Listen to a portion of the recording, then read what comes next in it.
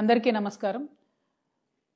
ఈ మధ్య కాలంలో అనేకమైనటువంటి బాధాకరమైనటువంటి వార్తలు చూసిన నేపథ్యంలో మీ అందరితో నేను మాట్లాడాలనుకున్నాను. ప్రభుత్వం ముందు కొన్ని డిమాండ్స్ పెట్టాలనుకున్నాను. ప్రధానంగా స్వర్ణకార వృత్తిలో ఉన్నటువంటి అనేక మంది ఆత్మహత్యలకు సంబంధించినటువంటి అంశాలు ఈ మధ్య పత్రికలలో, టీవీ ఛానల్లో చూసి చాలా బాధపడుతూ వచ్చాము.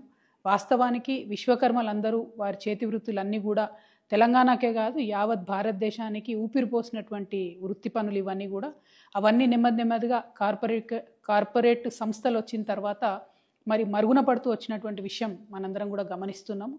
కానీ మన భారతదేశంలో బంగారానికి ఉండేటటువంటి ప్రాధాన్యత, నగలకు ఉండేటటువంటి పవిత్రత, వీటితోని స్వర్ణకార వృత్తిలోకి కేవలం స్వర్ణకారులే కాకుండా గౌడ్స్ కావచ్చు, వైశ్యాస్ కావచ్చు, అనేకమైన ఇతరులు కూడా వచ్చి చాలా చోట్ల బంగారు షాపులు పెట్టుకోవడము, నగలకు సంబంధించిన వ్యాపారాలు చేయడాన్ని మనం చూస్తూ వస్తున్నాము.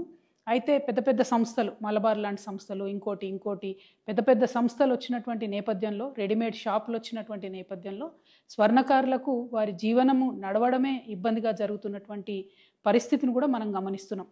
అయినా ఒక మహిళగా ఒక మెట్టెలు చేయించాలన్నా, ఒక మంగళసూత్రం చేయించాలన్నా మనం ఇప్పటికి కూడా స్వర్ణకారుల దగ్గరికే పోతాం తప్పితే బంగారం షాపుకి పోయి కొనుక్కోవాలని అనుకోము. కాబట్టి ఇంత పవిత్రమైనటువంటి వృత్తి, ఆ వృత్తి చేసేటటువంటి వారందరినీ, వారి కుటుంబాలని కాపాడుకోవాల్సినటువంటి బాధ్యత మనందరి మీద కూడా ఉన్నది. ముందుగా స్వర్ణకారుల మిత్రులందరినీ కూడా నేను కోరుతా ఉన్నాను, ఏ సమస్య కూడా జయించలేనిది కాదు. మనందరం కలిసికట్టుగా ఉండి జయిద్దాం. దానికి సంబంధించి మీరు మనసు బాధపట్టుకోకండి, ఆత్మహత్యలకు మాత్రం మీరు వెళ్ళొద్దండి.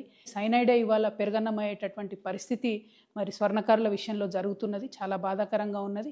మీ అందరినీ నేను రిక్వెస్ట్ చేస్తూ ఉన్నాను. నేను ఎంపీగా ఉన్నప్పుడు మా నిజామాబాద్ జిల్లాలో ఈ యాక్ట్ 411 ఏదైతే ఉందో అది పెట్టకుండా దొంగ బంగారం కేసులో ఈ స్వర్ణకార వృత్తులు చేసేటటువంటి వాళ్ళను పోలీసులు ఇబ్బంది పెట్టకుండా నా వంతు ప్రయత్నం నేను ఆనాడు చేయడం జరిగింది. కానీ ఇవాళ ఇది రాష్ట్ర వ్యాప్తంగా చాలా పెద్ద ఎత్తున జరుగుతున్నది. ఈవెన్ ఏపీ, తెలంగాణ 2 రాష్ట్రాల్లో కూడా చాలా పెద్ద ఎత్తున ఈ సమస్య ఉన్నది. ఈ సమస్య పరిష్కారం అయ్యే విధంగా నేను ఇవాళ ఒక ఎమ్మెల్సీగా ఉన్న ఒక బాధ్యతాయుతమైనటువంటి సంస్థ జాగృతి నడుపుతున్నటువంటి వ్యక్తిగా, బీసీ ఉద్యమంలో మరి పోరాటం చేస్తున్నటువంటి ఒక వ్యక్తిగా మీ అందరికీ నేను అండగా ఈ యాక్ట్ 411 సవరించేంత వరకు కూడా పోరాటం చేస్తానని ఈ సందర్భంగా మీ అందరికీ తెలియజేస్తూ ఉన్నాను. మీరు మానసికంగా ధైర్యంగా ఉండండి.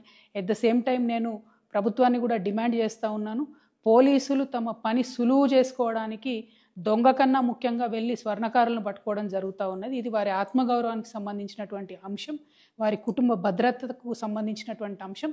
కాబట్టి పోలీసు వాళ్ళు చాలా సున్నితంగా ఈ వ్యవహారాన్ని డీల్ చేయాలని చెప్పి కూడా నేను కోరుతా ఉన్నాను. ఎట్ ద సేమ్ టైం మనం అభివృద్ధి కోసం కూడా చాలా ప్రయత్నం చేయాలి. కాంగ్రెస్ పార్టీ కామారెడ్డి డిక్లరేషన్లో వృత్తి పనిదారులందరికీ కూడా ప్రతి జిల్లా హెడ్ క్వార్టర్లో 5 ఎకరాల స్థలం ఇచ్చి షాపింగ్ మాల్స్ కట్టిస్తామని చెప్పడం జరిగింది. అట్లానే పర్టికులర్లీ స్వర్ణకారులకు సంబంధించి అనేకమైన స్కీమ్స్ ఇస్తామని చెప్పడం జరిగింది. ఆ స్కీమ్స్ అమల్లోకి తీసుకొచ్చినట్టయితే మన స్వర్ణకారుల బిడ్డలు కూడా కార్పొరేట్ సంస్థలకు తీసిపోని విధంగా ధీటుగా మంచి బ్రాండ్స్ని కూడా నిర్మించేటటువంటి సత్తా ఉన్నవాళ్ళు. సెంటిమెంటలీ మాకు మహిళలందరికీ స్వర్ణకారులే కావాలి కాబట్టి స్వర్ణకారులు చేసే వృత్తిలో ప్రభుత్వం తోడ్పాటు అందించాలని చెప్పి ఈ సందర్భంగా నేను డిమాండ్ చేస్తూ ఉన్నాను. ఎట్ ద సేమ్ టైం ఈ యాక్ట్ 411ని ప్రభుత్వం యొక్క తోడ్పాటుని రెండింటిని సాధించే వరకు కూడా నేను మీతో పోరాటం చేస్తానని మీ సోదరిగా మీ అందరికి కూడా మనవి చేస్తున్నాను. స్వర్ణకార మిత్రులందరికీ కూడా నేను ప్రత్యేకంగా మళ్ళీ మీ సోదరిగా మీకు దండం పెట్టి నేను చెప్తా ఉన్నాను, ఎట్టి పరిస్థితుల్లో ఆత్మహత్య అనేటటువంటిది పరిష్కారం కాదు. మీకు ఏదన్నా చిన్న ఇబ్బంది జరిగినా కూడా ఖచ్చితంగా సోషల్ మీడియానో, నా ఫోన్ నంబరో ఏదో ఒక విధంగా మమ్మల్ని రీచ్ అవ్వండి. పోలీసుల విషయమైనా ఇంకోటైనా తప్పకుండా మీకు అండగా మేము నిలబడతామని చెప్పి తెలియజేస్తూ ఉన్నాను. చాలామంది నకిలీ పోలీసుల వేషంలో కూడా ఈ మధ్య మిమ్మల్ని మోసం చేసి భయపెట్టే ప్రయత్నం చేస్తూ ఉన్నారు. అటువంటి ట్రిక్స్కి పడిపోకుండా దయచేసి ఇమీడియట్గా పోలీసులకు కంప్లైంట్ చేయండి, లేకపోతే దగ్గర ఉన్నటువంటి నాయకులను అప్రోచ్ అవ్వండి. అల్టిమేట్గా ముందు మనం బతుకుంటేనే పోరాటం చేయగలుగుతాం, ముందు మనం బతుకుంటేనే మన బిడ్డలకు మంచి భవిష్యత్తు ఇవ్వగలుగుతాం. కాబట్టి ఆత్మహత్య వైపుగా వెళ్ళవద్దని చెప్పి స్వర్ణకార మిత్రులందరినీ కూడా నేను ప్రార్థన చేస్తాను. Thank you. జై తెలంగాణ.